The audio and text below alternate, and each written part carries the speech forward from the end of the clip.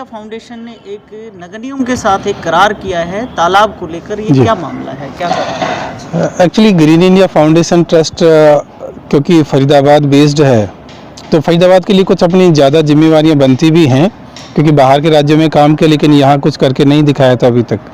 तो इसलिए हमने नगर निगम फरीदाबाद से निवेदन रखा कि फरीदाबाद के जो शहर हैं, इसके अंदर जितने तालाब हैं, वो चाहे बल्लभगढ़ के हों या NIT फरीदाबाद के हों या फरीदाबाद ओल्ड के हों, तो काफ़ी तालाब की हालत ज़्यादा ख़राब है। वो सीवेज के एक टैंक की तरह बन गए हैं, तो उसको कहीं ना कहीं हमें रिजुविनेट करना होगा, पुनर्जीवित करना होगा।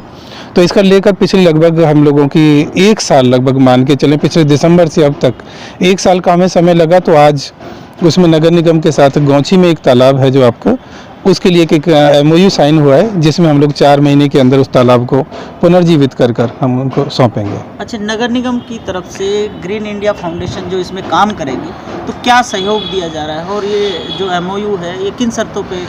देखिए, ग्रीन इंडिया फाउंडेशन तो ये चाहती थी कि राज्य और समाज दोनों मिलकर काम करें, और राज्य से अपेक्षाएं थी कि कहीं ना कहीं कुछ आर्थिक सहायता तो ज़रूर वो दें और कुछ तकनीकी सहायता, जिससे समाज मिलकर जब काम करेगा तो उसको काम करने में थोड़ी सुविधा भी होगी कि मार्गदर्शन भी मिलेगा।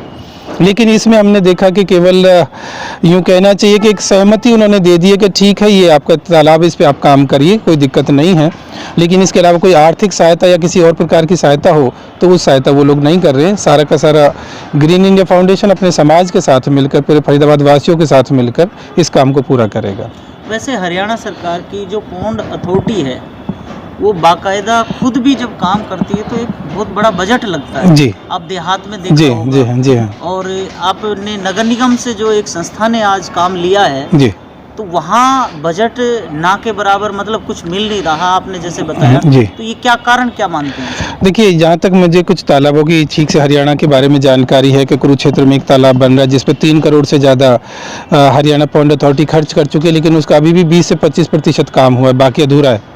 इसके अलावा अभी लगभग 1250 की बात करूँ, 1250 करोड़ रुपया तालाब के लिए जल शक्ति मंत्रालय ने हरियाणा सरकार को दिया है।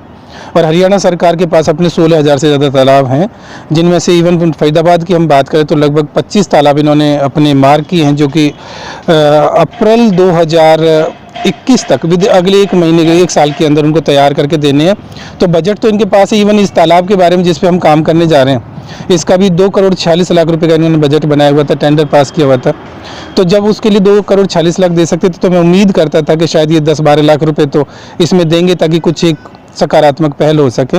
लेकिन कोई नहीं, उन्होंने अपनी आर्थिक स्थिति के बारे में बताया कि जब सब कुछ ठीक नहीं चल रहा है, तो जैसे भी हो, तो फिर हमने कहा कि कोई दिक्कत नहीं है, राज्य इसमें अपनी ज़्यादा भूमिका नहीं निभाना चाहता, कोई दिक्कत नहीं, कि समाज पीछे नहीं हटेगा और फरीदाबाद के लोग इसमें करेंगे जैसा होगा। इस तालाब का, जो गोची के तालाब का क्या प्रारूप होगा, किस तरीके से सुंदरीकरण होगा, थोड़ा सा विस्तार से? जी, देखिए, इसमें मेरा एक सिंपल सा अपना विज्ञान होता है कि हमारे पूर्वजों ने जब इस तालाब को शुरू किया होगा, खोदा होगा, तैयार किया होगा, तो वो बातें हज़ारों साल पुरानी हैं। उन हज़ारों सालों से तालाब आज तक 2020 तक पहुंचा, तो ये हमें सोचने जैसा है कि इतने समय तक वो तालाब सर्वाइव करता रहा और बड़े अच्छे से। और हमें याद है कि आज से 20-30 साल पहले तक भी, 1990 तक भी लोग इसमें नहाते थे और अब पूरे शुद्धता के साथ इस जल को यूज करते थे। लेकिन ऐसा क्या हुआ पिछले 30 साल के अंदर जो इतना इसका पतन हुआ और अब मृत्यु की तरफ ये चल रहा था? तो इसलिए हम लोग इस तालाब के बारे में, वही जो प्राकृतिक स्वरूप जो होता है, जिसमें कोई चीज़ सुंदर तरीके से जीवन लेती है, सांस लेती है, क्योंकि हमारा ये मानना है कि जो हमारे आभूषण होते हैं वो कुछ समय की सुंदरता के लिए अच्छे लगते हैं, लेकिन थोड़े समय के बाद यदि हम उनको नहीं उतारते हैं तो हमारी स्किन को छील देते हैं, खून निकाल देते हैं।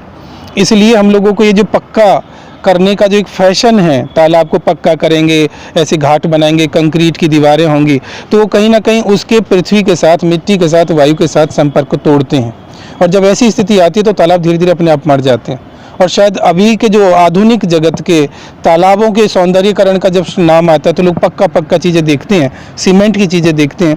लेकिन इसके लिए हम लोगों का ऐसा है कि ऐसी ग्रीनरी के साथ, एक शुद्ध हवा के साथ, एक ऐसे जल के साथ जिसके पास सब बैठना चाहें, जिस वायु में सब लोग सांस लेना चाहें, और जहाँ पर लोग सुबह शाम टहले भी और उसकी देखभाल स्वयं खुद कर पाएँ, एक ऐसे तालाब को लेकर जो कि हमारे फरीदाबाद के लिए एक आदर्श तालाब का काम करेगा, मैं ऐसा मानता हूँ। प्लीज़ से जानकारी के लिए सब्सक्राइब करें हमारा चैनल और क्लिक करें बेल आइकन पर, ताकि कोई भी खबर आपसे अछूती ना रह सके।